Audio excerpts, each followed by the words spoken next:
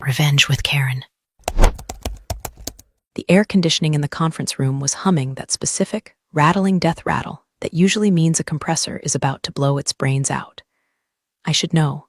I negotiated the AC maintenance contract for this building back when Trevor was still eating paste in kindergarten. But right now, the only thing louder than the dying AC was the sound of my own patience evaporating. Trevor, 24 years old, MBA that probably still smelled like the laminate it was printed on. He was wearing a suit that was too tight in the ankles and too loose in the shoulders, looking like a shaved alpaca that had been dressed by a blind tailor. He sat at the head of the mahogany table. Mahogany I sourced from a sustainable supplier in 2014, by the way, and tapped his manicured fingers on a stack of files. My files. So, Ava, he said. The way he said my name tasted like he was spitting out a stale almond. We're pivoting. Pivoting, I repeated. My voice was flat, desert flat, Nevada highway at 3 a.m. flat. I didn't smoke, but in moments like this, I felt like my lungs were lined with 20 years of unfiltered Marlboro ash just from breathing in the toxicity of this room. Exactly, Trevor beamed, his teeth blindingly, aggressively white. They looked like chiclets cemented into a shark's jaw. Board feels that operations manager is a very legacy title. It gives off 2005 energy. We're moving towards a holistic workspace experience model. We need fresh eyes, digital natives, people who understand that a building isn't just walls, it's a vibe. I stared at him. I've managed 3 million square feet of commercial real estate in the hottest commercial district in Nevada for 11 years. I've handled floods, fires, EA raids on tenants, and a CEO who tried to expense a stripper pole as structural support. I know every easement, every utility line, and every zoning loophole within a 50-mile radius. And this kid, whose resume probably listed proficient in TikTok as a hard skill, was telling me about vibes.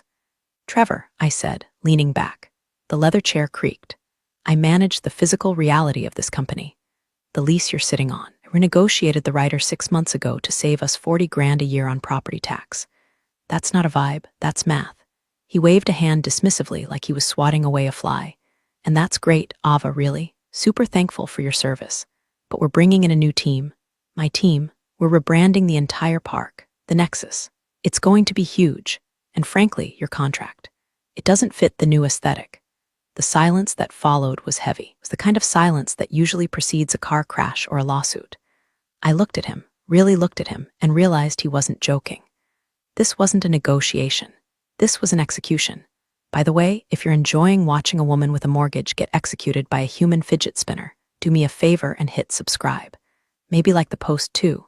It fuels the rage engine, and trust me, we're gonna need a lot of fuel where we're going. Anyway, back to the slaughter. You're firing me, I stated. We're sunsetting your role, he corrected, flashing that smarmy grin again, effective immediately. HR has already processed the paperwork. Severance is, well, per the standard clause, 2 weeks. We need your badge and your laptop. Now, 2 weeks. 11 years of keeping this glass and steel monstrosity from collapsing under the weight of its own ego, and I get 2 weeks of pay and a kick in the teeth. My blood turned to slush. It wasn't sadness. It wasn't fear. It was a cold, sharp clarity. It felt like swallowing an ice cube whole. Fine, I said. I didn't scream. I didn't cry. I didn't throw the pitcher of lukewarm cucumber water at his head, even though the physics of the trajectory played out beautifully in my mind. I just stood up. Great. Love the attitude, Trevor chirped, mistaking my shock for compliance. He spun his laptop around, brand new MacBook Pro that he clearly didn't know how to use properly. I'll just need you to sign this NDA on the tablet outside. Oh, and Ava, make sure you clear your personal stuff out of the office by noon. We have the painters coming in at 1, going for Arctic gray on the walls. I walked out of the conference room, my heels clicking on the polished concrete floor like gunshots. My office was down the hall. It was a corner unit, not big. It had a view of the desert mountains and the parking lot. The parking lot I designed. The parking lot where the CEO, Mr. Henderson, parked his obscene Ferrari every morning. I grabbed a cardboard box from the supply closet. I started packing. My stapler. My framed certification from the Institute of Real Estate Management. A dried-out succulent that had survived longer than most of the marriages in this building. I could hear Trevor in the hallway, laughing with one of his new hires, a girl named Kayla who looked like she was 12 and dressed like she was going to Coachella. Yeah, the old guard is out, Trevor was saying, his voice carrying like a foghorn of stupidity. She didn't even fight it, total rollover. We're gonna gut the admin permissions this afternoon, reset everything to my biometrics. I paused. This afternoon. I looked at my computer screen. They hadn't locked me out yet. Rookie mistake. The commercial real estate game, you cut the digital throat before you cut the physical one. You lock the account while the person is still in the meeting. But Trevor was too busy high-fiving himself to follow protocol. I sat down. My hands weren't shaking. They were steady as rock. I opened the shared drive. There it was. The master operations folder. The folder I built. The folder that contained the digital skeleton of the entire company. Trevor had left his own session active on the shared server.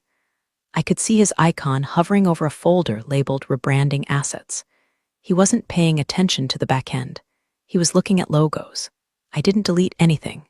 That would be amateur hour. That would get me sued. No, I did something much simpler.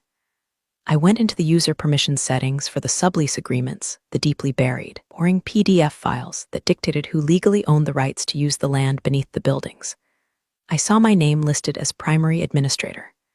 I saw Trevor's name listed as read only. I smiled. It wasn't a nice smile. It was the smile of a coyote spotting a limp rabbit. I dragged a specific set of files titled Easement Addendums 2018 to 2024, and Land Use Authorization Shell Corp B, onto my personal cloud drive. I opened the system logs and turned off the notification sound for external export. "Hey, Ava," Trevor yelled from the doorway, making me jump. He was leaning against the frame, holding a green juice. "Chop, chop. Noon is approaching." "Just deleting my personal emails, Trevor," I said, my voice sweet as poisoned honey. "Wouldn't want you to see my cat pictures." "Whatever," he rolled his eyes. "Just go." I grabbed my box. I walked past him. I smelled his cologne, something that smelled like musk and desperation. "Good luck with the rebranding, Trevor," I said, stepping into the elevator. "I hear Arctic Gray is very unforgiving if you don't prep the primer correctly." "We'll be fine," he sneered. "We're disruptors." The elevator doors closed, cutting off his face. I stood alone in the metal box, descending to the lobby. The weight of the box in my arms felt heavy, but inside my chest, a fuse had been lit. Thought they were disrupting the industry. Honey, they just disrupted the wrong woman.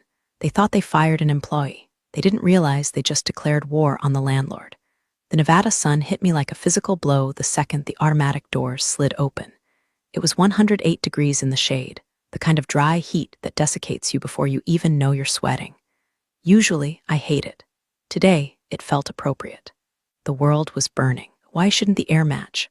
I walked to my car, a 2016 Ford Explorer that had seen better days. Practical, reliable, invisible, just like me. I tossed the box of my office life into the passenger seat. The stapler rattled against the ceramic pot of the dead succulent. It sounded like bones in a bag. I sat there for a minute, gripping the steering wheel. The leather was burning hot, searing my palms. I didn't let go. I needed the pain. I needed to focus. 11 years. I had missed my niece's baptism for a zoning hearing for this company. I had worked through a bout of pneumonia because the fire inspector was coming, and I was the only one who knew where the updated sprinkler schematics were. I had given them my blood, sweat, and weekends, and they replaced me with a kid who probably thought escrow was a type of salad dressing. I started the car and drove. I didn't go to a bar. I didn't go to my sister's house to cry. I went home. My house is a small stucco box on the edge of Henderson, right where the suburbs give way to the scrub brush and dirt. It's quiet. It's organized. It's my fortress. I walked inside, kicked off my heels, and poured myself a glass of lukewarm tap water. I didn't deserve ice, not yet. I went straight to the spare bedroom. Most people use their spare room for guests or Peloton bikes they never use. I used mine for storage, not just any storage. I have a habit. Call it paranoia, call it professionalism, call it the result of working in an industry where a handshake means nothing without a notary stamp. I keep copies, hard copies. Every major contract I ever negotiated, every addendum I signed, every city permit application, I printed a duplicate for my personal archives. It started years ago when a previous boss tried to blame me for missing permit. I produced the copy with his signature on it, and he shut up. Since then, I've been a hoarder of bureaucracy. I pulled a heavy plastic bin from the bottom shelf. It was labeled Master Lease/Land, Use 2012 Present. Dust motes danced in the sliver of sunlight cutting through the blinds. I sat on the floor, ignoring the ache in my knees. I flipped past the utility contracts, past the janitorial service agreements. I was looking for the bedrock. Business Park, where the company headquarters sat, wasn't owned by the company. That's a common misconception. Companies rarely own their land, it ties up capital. No, the land was owned by a holding company, a shell entity created by the original founders back in the 90s. The company I just got fired from, Vortex Innovations, formerly Smith & Wesson Realty, before the first rebrand, leased the land from that shell entity. I found it. A thick document, bound with a rusted metal clip. Master Ground Lease Agreement. I flipped to the back. My eyes scanned the legalese that most people gloss over. The boilerplate. To me, boilerplate is poetry. It's where the knives are hidden. I remembered a conversation from 5 years ago. The old CEO, Mr. Henderson's father, a man who was a tyrant, but at least a competent one, had been worried about a hostile takeover, wanted to make sure the land couldn't be sold out from under him. So, we drafted a very specific, very unusual clause regarding lease renewal and authorized liaisons. I found Clause 14. B. Renewal of this master lease is contingent upon annual certification of compliance with City Zoning Ordinance 44B. Said certification must be submitted and signed by the designated operations liaison. I ran my finger down the page to the addendum filed 3 years ago. Designated operations liaison, Ava Sanderson. I stopped. I read it again. It didn't say the current operations manager. It said Ava Sanderson, specifically me, named personally. Old man Henderson had trusted me more than his own board of directors. He put my name there to ensure that if anyone tried to screw with the property, they'd have to go through me. He died 2 years ago. New CEO, his idiot son, never read the old contracts. Trevor definitely hadn't read them. I checked the dates. The annual certification was due. I looked at my watch. It was October 12th. The certification was due October 15th, in 3 days. If the certification wasn't filed, the lease didn't just accrue a fee. It didn't just go into arbitration. According to Clause 14. C. Nuclear Option Clause, Old man Henderson inserted to poison the well for potential raiders. If the certification lapsed, the lease terminated immediately, and the property rights reverted to the shell entity's control. And who was the registered agent for the shell entity? A senile lawyer in Reno who forwarded all mail to. I scrambled to another box. LLC correspondence. I found a letter from 6 months ago. The lawyer had retired, had transferred the administrative power of attorney for the shell company's day-to-day operations to the current site manager to save on fees. Me, again. Technically, legally, and contractually, I held the keys to the castle, and they had just thrown me into the moat. A laugh bubbled up in my throat. It sounded jagged, like grinding gears. Trevor was picking out paint colors for the walls. He was worried about the vibe. Meanwhile, the entire legal foundation of his shiny new office was resting on a piece of paper that was currently sitting on my lap, 3 days away from expiring. I wasn't just an employee they fired. I was the load-bearing wall they just took a sledgehammer to. I reached for my phone. I didn't call the company. I didn't call a lawyer yet. I called the one person who could confirm if my read on the zoning ordinance was still valid. City planning, this is Barb. Barb, I said, leaning back against the dusty boxes, feeling the adrenaline start to replace the shock. It's Ava. Don't ask why, but I need you to pull the file on the Vortex lot. I need to know who the city recognizes as the signatory for the parking structure. Ava, Barb rasped. She sounded like she was 3 cigarettes into a 5-minute break. I thought you were prepping for that big investor thing on Friday. Oh, plans changed, Barb, I said, staring at a spider crawling across the ceiling. We're pivoting. The Department of Building and Safety smells like floor wax and despair. It's a drab, beige building downtown where dreams go to die in triplicate. To most people, it's purgatory. To me, it's the armory. I walked in at 8:15 a.m. I was wearing my civilian clothes, jeans, and a dark blouse, but I still walked like I owned the place. Because in a way, I did. I've spent more time leaning on these counters than I have in my own living room. Barb was behind the glass partition, looking like a gargoyle that had decided to take up vaping. She was 60, with hair dyed a shade of red that doesn't exist in nature and fingernails long enough to slice a throat. We've been trading favors for a decade. I expedite her permit applications when she needs a win for her boss. She loses paperwork for me when I need to stall a code inspector. It's a beautiful, symbiotic relationship based on mutual hatred of everyone else. Well, if it isn't the queen of the desert, Barb grunted, not looking up from her screen. You sound weird on the phone yesterday. What's the scrape? No scrape, Barb. Just a clarification, I said, sliding a Starbucks cup under the slot in the glass. Extra caramel, 3 shots. Her bribe of choice.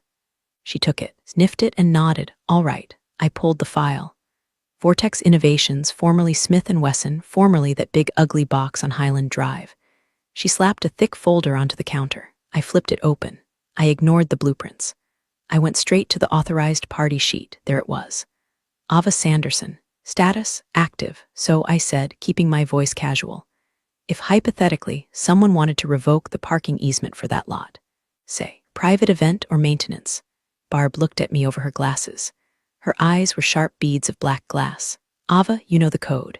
The authorized liaison has full discretion over emergency access restriction for up to 48 hours without a court order. Why, you got potholes? Something like that, I murmured. Big potholes. Maybe a sinkhole. And Barb continued, tapping a long red nail on the document, according to this update from last month. Lease on the auxiliary lot, the one they use for the overflow parking, technically expired on the 1st. It's running on a month-to-month courtesy extension. I froze. I knew about the master lease. I had forgotten about the auxiliary lot. The auxiliary lot was where the VIPs parked. It was the paved strip right in front of the main entrance. Courtesy extension granted to whom? I asked.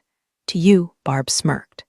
The bill goes to the shell company, but the permit is in your name. If you withdraw the permit, the lot becomes unincorporated private property instantly. Anyone parking there is technically trespassing. I felt a shiver of pure, malicious delight run down my spine. It was better than orgasm. It was better than finding a $20 bill in an old coat. Thanks, Barb, I said. You're a lifesaver. I know. She took a slurp of the coffee. You look like hell, by the way. They working you hard? Oh, you know, I said, gathering the papers. New management. Lots of energy. I walked out of the building with a copy of the permit in my bag. The heat was rising again, shimmering off the asphalt. I got in my car and unfolded the city map I kept in the glove box. It was old-school paper. I traced the property lines of the Vortex office park. Trevor and his branding team saw a campus. They saw glass facades and potential spots for selfie walls. They saw a playground. I looked at the map and saw the truth. I saw property lines, easements, utility rights-of-way, and zoning variances. I saw a delicate house of cards held together by my signature. The CEO, Mr. Henderson, didn't own his empire. He was a squatter in a kingdom built by his dead father and managed by the woman he just fired. They thought they could just swap me out, like I was a toner cartridge. They forgot that I'm the one who programmed the printer. I started the engine. My phone buzzed. It was a text from Miller HVAC. Miller was the head of the maintenance crew I'd hired 5 years ago. Honest guy. Good work ethic. Chain smoker. Text, hey boss, new kid Trevor just fired us. Said our uniforms aren't on brand. Brought in some guys from a gig app. They don't even have tools. Just wanted to say thanks for the work over the years. I stared at the screen. Miller had 3 kids. He'd come in on Christmas Day once when a pipe burst. My grip tightened on the phone until the case creaked. Wasn't just me. They were purging everyone. They were treating people like glitches in their software upgrade. I texted back, sit tight, Miller. Don't take another job yet. I might have a big project for you on Friday. Cash pay, double time. Miller replied instantly, I'm in. Who are we fixing? I looked at the Vortex building in the distance, shimmering in the haze. We're not fixing anything, I whispered to the empty car. We're breaking everything. I put the car in drive. I had the map. I had the permit. Now I needed the ammunition. I drove to a diner on the outskirts of town, the kind of place where the waitress calls you honey and the menu hasn't changed since the Reagan administration.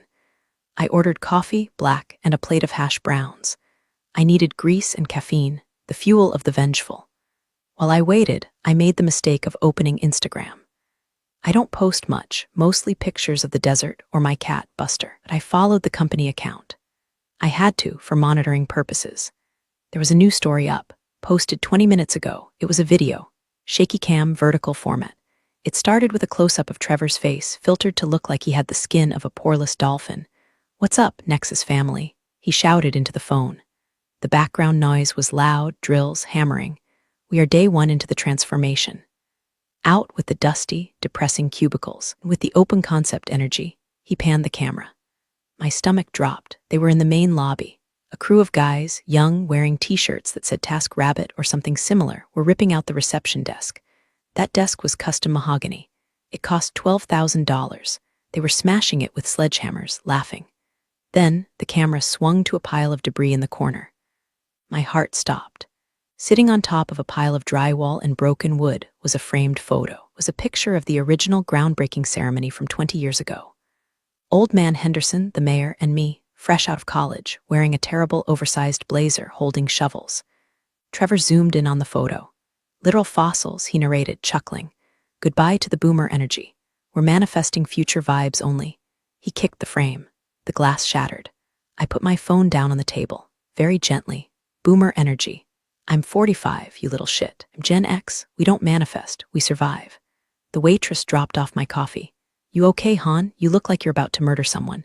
Just planning a party, I said, staring at the steam rising from the cup. Must be a hell of a party, she muttered, walking away. My phone buzzed again. It was Miller. He sent a photo. It was an invoice. Subject, unpaid services August/September. Amount due, $14,500. Below it, screenshot of an email from Trevor. Hey Miller, yeah, we're auditing past invoices. Since we're terminating the vendor relationship, we're putting a hold on all payouts until we verify the work was actually essential. The vibe of the AC was kinda off anyway. We'll circle back in Q4. The vibe of the AC was off. Miller is a guy who buys his work boots at Walmart because he spends his money on his daughter's braces. This trust fund MBA was stiffing him on 15 grand because he didn't like the vibe of the compressor. That was it. That was the moment the scale tipped. Before, I was going to leverage the lease to get a severance package. Maybe a nice apology. Now I wanted to burn their village. I opened my laptop right there on the sticky diner table. I pulled up a spreadsheet.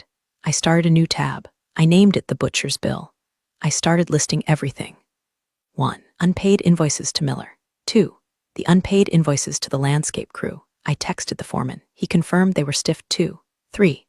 The fire code violations I knew they were creating by tearing down that reception wall. It hit a structural pillar. 4. The labor violations of using unlicensed gig workers for demolition in a commercial zone. I needed more.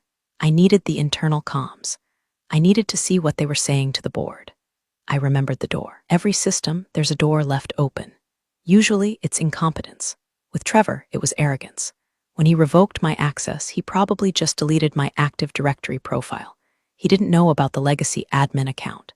The legacy admin account was created in 2010 for the IT migration. Username, admin root.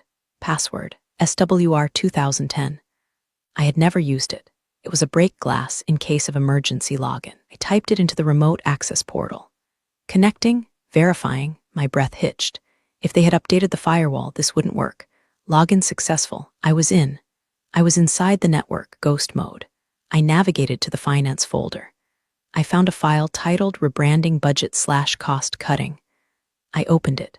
Strategy, delay vendor payments to boost Q3 liquidity for launch party. Strategy, replace legacy ops management. High salary with junior brand ambassadors, low salary. Target savings, $250K. And then the kicker, a line item for launch event. Ferrari rental for CEO entrance, $4,000. Champagne Tower, $8,000. They were stealing Miller's money to rent a Ferrari for Mr. Henderson. I took a sip of my coffee. It was bitter. It was perfect. I downloaded everything, every memo, every budget sheet, every smug email where they joked about the old cow, me, and the grease monkeys, Miller. I had the map, I had the permit, and now I had the motive. I texted Miller back, Friday, 10 a.m., bring the truck and bring a tow hitch. Miller, you got it, boss. What are we hauling? I typed trash, very expensive trash. I needed a lawyer, but not just any lawyer. I didn't need a polished corporate attorney from a firm with 3 last names and a glass elevator. I needed a legal pit bull. I needed someone who operated out of a strip mall next to a vape shop and knew how to weaponize a comma. I needed Saul. Well, his name was actually Gary, but in my head, he was Saul. Gary's office was in a complex that smelled of sun-baked asphalt and Subway sandwiches. His waiting room had a flickering fluorescent light and a stack of Golf Digest magazines from 2018. Ava, Gary shouted when I walked in. He was wearing a rumpled suit and looked like he hadn't slept in a week. To what do I owe the pleasure? Finally ready to sue that HOA about the palm trees? Bigger, Gary, much bigger. We went into his office. I laid it all out. The master lease, the zoning permit with my name on it, the unpaid vendor invoices, unauthorized demolition, the legacy admin emails I downloaded, which he advised me to print and then forget how I got them for plausibility. Gary read the master lease clause. He adjusted his glasses. He read it again. A slow, terrifying grin spread across his face. Clause 14. See, he whispered reverently. The nuclear option. I haven't seen one of these since the 90s. This is beautiful, Ava. It's archaic, draconian, completely enforceable because the original signatory, Mr. Henderson SR, is dead and the trust never amended it. Can we do it? I asked. Do it, Gary laughed. We can destroy them, but we have to be surgical. If we move too early, they get an injunction. If we move too late, they claim implied consent. He pulled out a yellow legal pad. Here's the play. The lease renewal requires certification by October 15th. Today is the 12th. You, as the designated operations liaison, have not certified it. You are not going to certify it. Instead, you are going to file a notice of noncompliance and lease termination with the county clerk. When? We file it Friday morning, Gary said, at 8:59 a.m., the moment the clerk's office opens. That gives them zero time to react before their little party starts at noon. Once that stamp is on the paper, the land rights revert to the shell company, since you hold the power of attorney for the shell company's day-to-day. I can evict them, I finished. Technically, Gary wagged a finger, you are securing the asset against unauthorized use. You're protecting the shell company's property from squatters who are conducting unpermitted construction. And the cars? I asked. The parking lot. If the lease is terminated, any vehicle on the premises is trespassing. You have the right to remove them at the owner's expense. Nevada Revised Statute 487.038. He looked at me. But Ava, you know what happens when you pull this trigger, right? This isn't just a lawsuit. This is a public execution. You'll never work in corporate real estate in this town again. I thought about Trevor laughing at the fossils. I thought about Miller's unpaid invoice. I thought about 11 years of missing birthdays and holidays for a company that treated me like furniture. I don't want to work in corporate real estate again, Gary, I said. I'm thinking of getting into demolition. All right then, Gary cracked his knuckles. Let's draft the death warrant. We spent the next 4 hours writing. Every word had to be perfect. We drafted the notice to quit. We drafted the towing authorization orders. We drafted a cease and desist for the use of the company logo on the unauthorized signage. By the time I left, the sun was setting. Sky was a bruised purple. I sat in my car in the parking lot of the strip mall. I had the documents in a crisp manila envelope. They felt radioactive. I checked my phone. Another notification from the Vortex Instagram. Trevor posted a video, sneak peek of the whip for Friday. Racing #Lambo #Ferrari #success. He was sitting in the Ferrari, the one paid for with Miller's money. He was revving the engine in the parking lot. My parking lot. I zoomed in on the video. He was parked in spot #1, the spot reserved for the authorized liaison. He wasn't just parking in my spot, he was dancing on my grave. Enjoy the ride, Trevor, I whispered, putting the car in gear, because you're about to run out of road. The clock was ticking. 36 hours to showtime. Thursday morning, the day before the event. I walked into the post office at 9:00 a.m. sharp, held a white envelope addressed to Compliance Officer, Vortex Innovations. This was the legal requirement. We had to give 24 hours constructive notice of the lease irregularity. It was a courtesy, a formality. I mailed it certified, return receipt requested. I knew exactly what would happen. The mail carrier would deliver it to the front desk at roughly 11:00 a.m. Trevor fired the receptionist and replaced her with a digital check-in kiosk, which I saw on his Instagram. The mail would be dumped in a bin. Kayla, the Coachella intern, would likely pick it up. She would see compliance and assume it was boring legal junk. She'd toss it on a pile to be scanned later. Trevor would never see it. The CEO would never see it. But the court would see that I sent it. I walked out of the post office and called Miller. It's done, I said. Copy that. Miller's voice was gravely. I talked to my buddy at Red Rock Towing, Big Sal. He's got 4 flatbeds and a wheel lift truck available for Friday morning. He says for bulk job, he'll give us a discount. No discount, I said, full price. Bill it to the vehicle owners. And Miller, tell Sal to bring the heavy-duty truck, the one they use for semis. Why? You expecting a tank? No, I said. But Mr. Henderson drives a Ferrari 488. It has very low clearance. I want to make sure we don't scratch it. Until it's on the hook. You're cold, boss. I love it. I spent the rest of the day watching the train wreck unfold from a distance.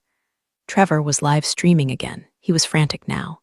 Okay, guys, minor hiccup, he was saying, sweating visibly through his tight shirt.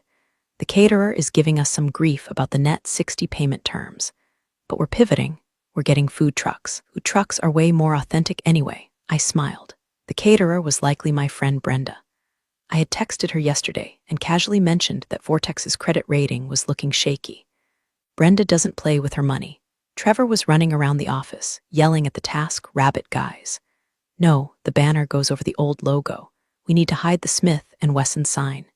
It's not on brand. He was pasting a vinyl banner over a stone monument that was listed as a protected architectural feature in the city code. I took a screenshot. Another violation, add it to the pile. At 4:00 p.m. my phone rang. It was a number I didn't recognize. Hello, is this Ava Sanderson? A female voice. Young, harried, speaking. Hi, this is Kayla from, the Nexus, formerly Vortex. I'm the new experience coordinator. I know who you are, Kayla, right?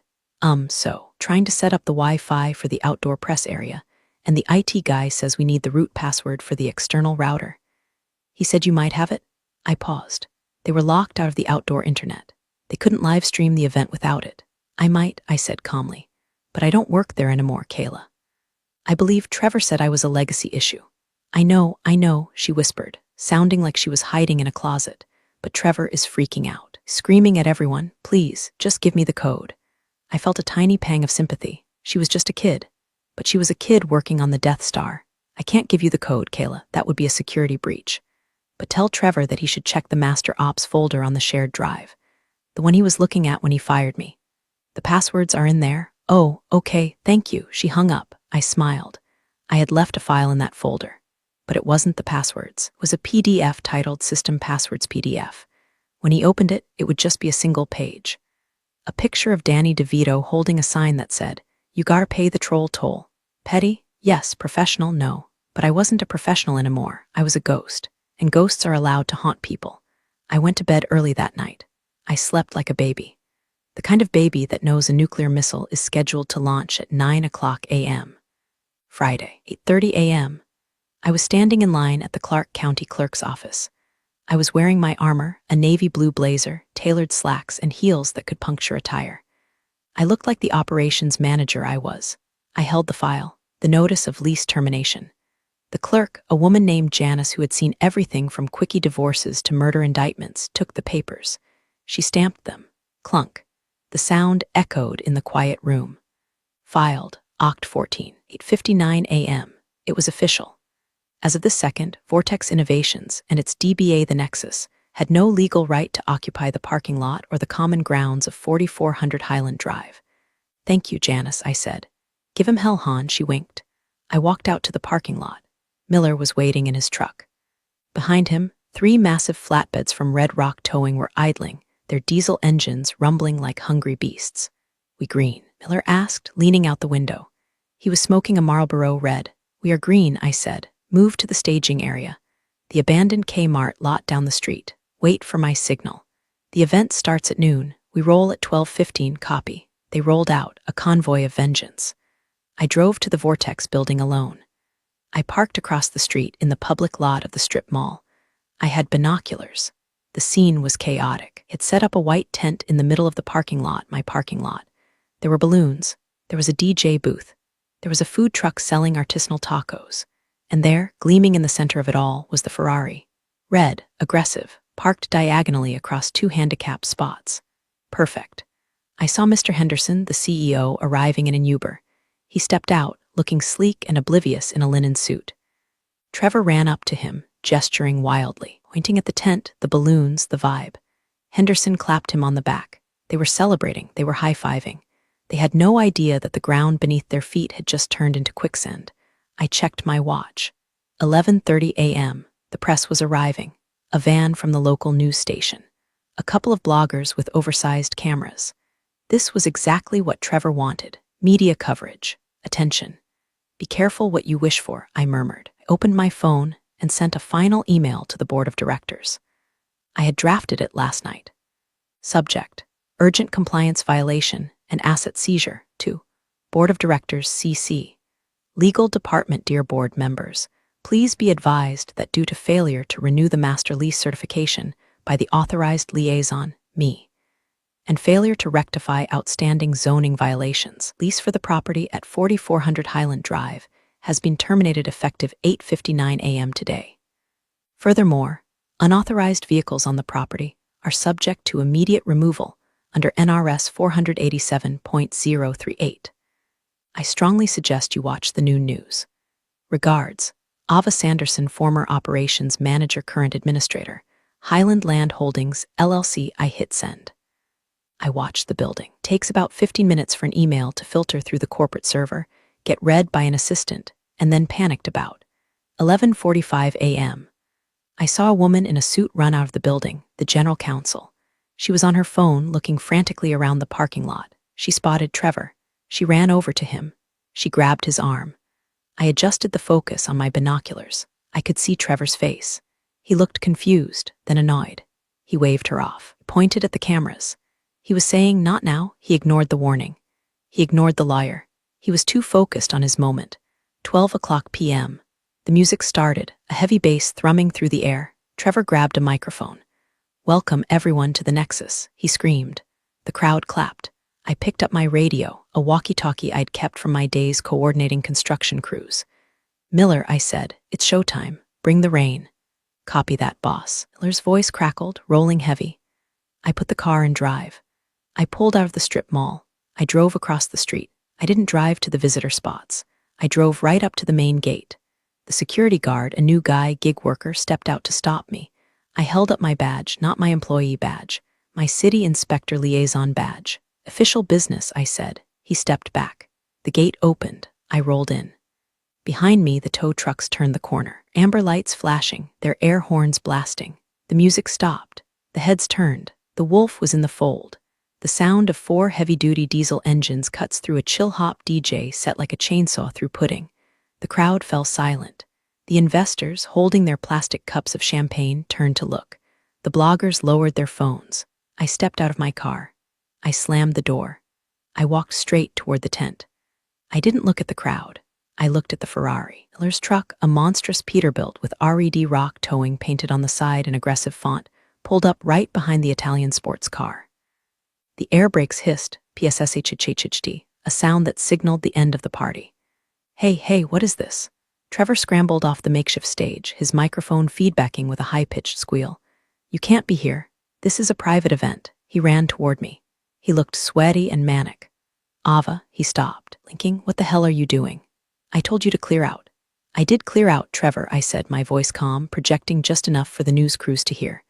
"I cleared out my personal effects. Now, I'm clearing out the unauthorized vehicles parked on private property." "Private property?" Mr. Henderson, the CEO, pushed through the crowd. "Ava, have you lost your mind? We own this property." "Actually, Mr. Henderson," I said, pulling the stamped document from my folder. "You don't, you lease it, or rather, you did lease it. As of 8:59 a.m., the lease was terminated due to noncompliance. You are currently trespassing on land managed by Highland Land Holdings, LLC. That's insane," Henderson stammered. "Who is the manager of this LLC?" "I am," I said. A camera flash went off. Then another. The reporter from Channel 8 motioned for her cameraman to get closer. "Trevor," Henderson yelled, "get security." "Security can't help you, sir," I said. "This is a civil enforcement action." I nodded at Miller. Miller grinned. He racked the slide on the hydraulic controls. The flatbed began to tilt. "Don't you touch that car," Trevor shrieked. "That's a rental. The deposit was 10 grand. Then you should have parked it legally," Miller grunted. He grabbed the tow hook. He walked over to the Ferrari. "Stop." Henderson lunged forward. Miller, man who has lifted AC units onto roofs in 115-degree heat, didn't even flinch. He just looked at the CEO. "Step back, sir. For your safety." He knelt down. He found the tow eyelet on the front of the Ferrari. Clank. The sound of metal hooking metal rang out. It was the sound of consequences. "Lift it," I said. The winch whined. The cable tightened. The beautiful, cherry-red Ferrari 488 shuddered and began to slide backward up the ramp. The crowd gasped. Someone in the back laughed. "This is a nightmare," Trevor shouted, grabbing his hair. "You're ruining the brand launch." "The brand?" I looked at him. Trevor, you don't have a brand. You have a logo and a lawsuit. You fired the people who actually ran this place. You stiffed the contractors who built it. And you forgot to read the contract that keeps the lights on. Ferrari was now at a 45-degree angle. Where are you taking it? Henderson screamed, his face turning purple. Impound Lot B, I said, checking my clipboard. It's about 20 miles out, cash only to release, and since it's Friday, they're closed until Monday morning. Monday? Trevor cried, we're paying daily on that. Pivot, I said. The second tow truck moved in. It headed for the artisanal taco truck. Hey, the taco guy yelled. I'm just the caterer. You have a vending permit for this specific zone? I asked. Trevor said he handled it. Trevor lied, I said. Hook it up. The chaos was absolute. The investors were retreating to their cars. The news crew was live streaming the entire thing. The chyron on the Channel 8 feed probably read, corporate launch towed away. Trevor stood there, defeated, watching his vibe getting hauled away on a flatbed. Mr. Henderson turned to his general counsel. Fix this. Now. Lawyer looked at the papers I had handed her. She looked at me. She looked at the CEO. I can't, she said, her voice shaking. She's right. The lease is dead. Clause 14, see, it's ironclad. Henderson looked at me with pure hatred. You planned this. I did, I admitted. I'm an operations manager, Mr. Henderson. Logistics is my job, and frankly, I'm very good at it. I turned and walked back to my car. Where are you going? Henderson yelled. To lunch, I said. Here there's a great taco place across town. Since this one is indisposed, I got in my car. I didn't look back, but I could hear the winch whining as the second truck claimed its prize. I didn't go to lunch. I went home. I poured myself a glass of whiskey, the good stuff, a bottle old man Henderson gave me 10 years ago for Christmas, and I sat on my patio. I watched the Twitter feed on my iPad. The Nexus fail was trending locally. Then nationally. Video of the Ferrari being dragged up the ramp was everywhere. Someone had dubbed it with the Curb Your Enthusiasm theme song. Trevor's screaming face was already a meme. Caption, when the vibes don't pay the rent. By 2:00 p.m., Vortex Innovation stock had dropped 14%. By 4:00 p.m., the board of directors issued a press release. We are aware of the logistical challenges at today's event. We are conducting an internal review. Mr. Trevor Phillips has been placed on administrative leave pending an investigation. Administrative leave. Corporate speak for we're changing the locks. At 5:00 p.m., my phone rang. It was Mr. Henderson. I let it go to voicemail. At 5:05 p.m., it rang again. The general counsel. I answered. What do you want, Linda? Ava, she sounded exhausted. We need to talk. The board is freaking out. They want to know what it will take to reinstate the lease. I took a sip of whiskey. The ice clinked against the glass. Clause 14. C is irreversible, Linda. You know that. The land rights have reverted. Ava, please, we can't move the headquarters. The cost would bankrupt us. There has to be a number. There is a number, I said. Name it. I don't want money, I said. Well, I do. I want full severance for myself, tripled. I want Miller paid in full, plus interest, plus a retainer for the next 5 years. I want every vendor you stiffed paid by Monday. Done. Consider it done. And I continued, looking out at the desert sunset. I want the lease renegotiated, triple the rent. And the new contract designates a specific property management firm to handle all operations. Which firm? Mine, I said. Sanderson Logistics, LLC. I just filed the papers an hour ago. There was a long silence on the other end. You want us to hire you back as a consultant, to manage the building we fired you from? No, Linda. I don't want you to hire me. I'm the landlord's agent now. You don't hire me, you pay me. And if you don't like the vibe of the new contract, you can move your furniture out to the street. I have tow trucks on standby, she sighed. A deep, defeated sigh. I'll send the paperwork over. I hung up. The sun dipped below the mountains, painting the sky in violent shades of orange and red. I wasn't an employee anymore. I wasn't a legacy issue. I was the one holding the keys. I thought about Trevor. He was probably at a bar somewhere, explaining to anyone who would listen that he was sabotaged. He'd never understand. He thought business was about branding, about logos, about noise. He didn't understand that business is about the plumbing. It's about the wires in the walls. It's about the boring, dusty contracts in the basement. If you respect the foundation, house stands. If you try to paint over the cracks, well, the house falls on you. I raised my glass to the empty desert. Pivot, I whispered. I took a drink. It burned and it tasted like victory. The Ferrari was still in the impound lot. It would stay there until Monday. I had a feeling Monday was going to be a very busy day. But for now, the AC was humming, the phone was silent, and the vibe was absolutely perfect. And that's how it all played out. Funny how life can twist itself into knots and then somehow straighten out again. Yeah. Thanks for listening and being here.